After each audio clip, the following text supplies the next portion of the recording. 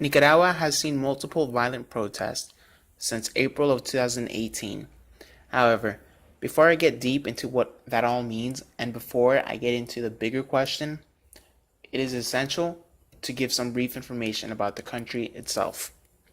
It is located in Central America, specifically between Honduras and Costa Rica, with Honduras being to the north of it, Costa Rica being to its south. And as for the people of Nicaragua, the most important thing to know is that 58.5% of them identify as being part of the Roman Catholic Church, which will be important to know for later on.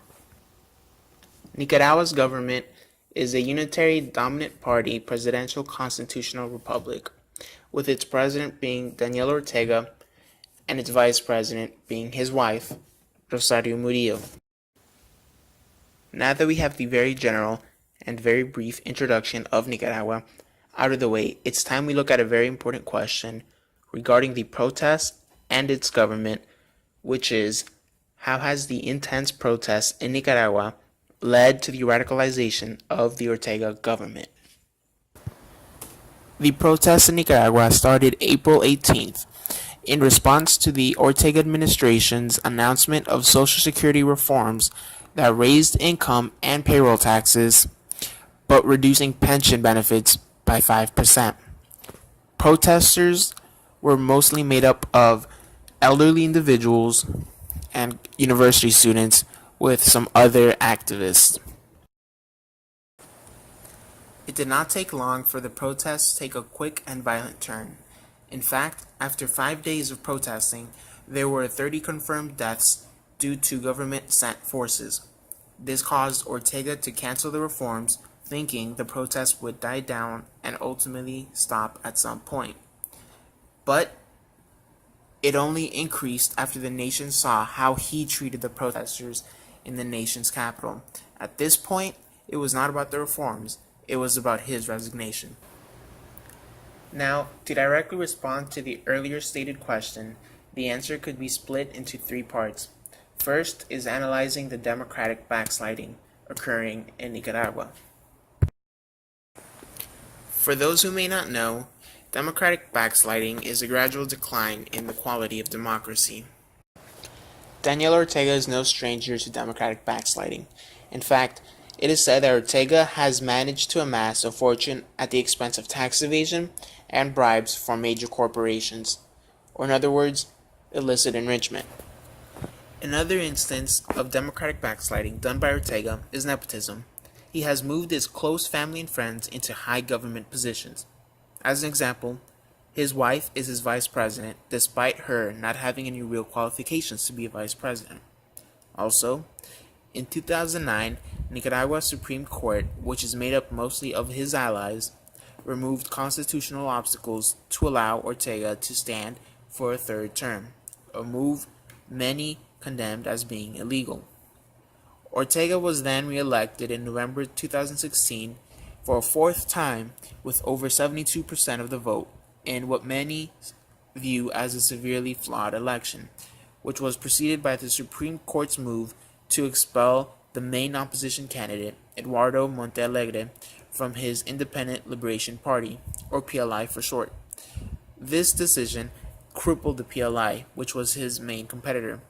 Ortega's next closest competitor, Maximino Rodriguez of the Constitutionalist Liberal Party, or PLC, received just 15% of the vote, with no other candidate even touching 5%, including the replacement PLI candidate, which was an Ortega ally.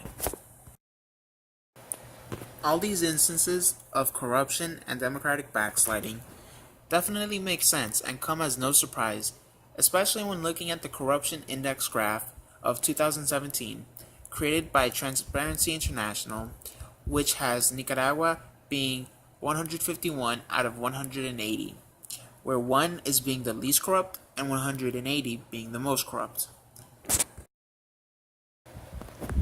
These instances show how Ortega's government has been increasingly gaining more and more power, which the people have finally begun to protest, but in turn has caused Ortega to respond radically more violently each time. The second part of the answer of the question stated earlier, is viewing how the protesters respond. This cause and effect scenario of the people protesting and Ortega trying to suppress them, and the people fighting back against the suppression, and then Ortega responding again, even more violently than the last time, has caused the citizens to fight back against Ortega's sent paramilitary forces, using homemade weapons. Obviously, these violent clashes against the police have caused many deaths on the side of the protesters. There were many scenes of heavy fighting in key cities of the protest all throughout the nations. The cities include Chinandega, Granada, León, Masaya, and the nation's capital, Managua. In Masaya, the clashes lasted for more than 12 hours between protesters, anti-riot police, and youth shock groups of Ortega's political party. Due to the many deaths caused by the violent clashes, the Catholic Church invited Ortega and key figures of the protest, which were mainly university students, to a national dialogue. The national dialogue began on May 16th, when Ortega and his wife, Rosario Murillo, arrived at the Seminary of Our Lady of Fatima. A week later, the national dialogue between the government and the students was suspended indefinitely. The leader of the Nicaraguan Catholic Church, Bishop Leopoldo Brenes, who had acted as a mediator of this dialogue, explained that the lack of agreement on multiple issues to be discussed prevented negotiations from continuing, and thus had to be suspended indefinitely. After the week of national dialogue, clashes continued, and as the clashes continued, death toll continued to rise and rise. And as Ortega saw how the protesters continued to respond and continued to demand his resignation, he continued to send his paramilitary forces and increased how he continued to respond radically each time. The third and final part of the answer of the aforementioned question is viewing the human rights and rule of law that has been going on in Nicaragua since the start of the protest.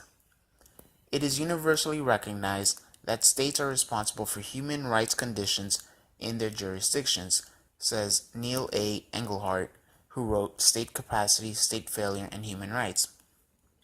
This quote perfectly serves to demonstrate how Ortega has failed not only to ensure that his people have their human rights met, but has actually done all the opposite. He has removed their rights and enforced his rule of law. This is seen through the way he has responded to all the protests. This graph shows an approximate number of those who have either died or have been severely injured or have gone missing, all of which were directly caused by the clashes with the government. As is shown in the graph, 448 people have died, 2,830 people are hurt and injured, 595 people have been reported missing since the start of the protest. And what this graph clearly shows is that Ortega's government has not been providing its people, the people of Nicaragua, with the proper human rights that each state should provide. In conclusion, the intense protests in Nicaragua have led to the Ortega government's radicalization by the government's own fault. Their democratic backsliding, their corruption has frustrated the people to the point where they feel the need to protest, and when they did, Ortega's attempt at suppressing them only fueled their fire more, which in turn radicalized the government further. This cycle is still currently going on to this day. The best possible solution will probably be for Ortega to step down. Ortega has stopped being Nicaragua's president and has instead become his dictator. And since the people have clearly shown that they do not want a dictator as president, they will continue to fight until their goal is reached.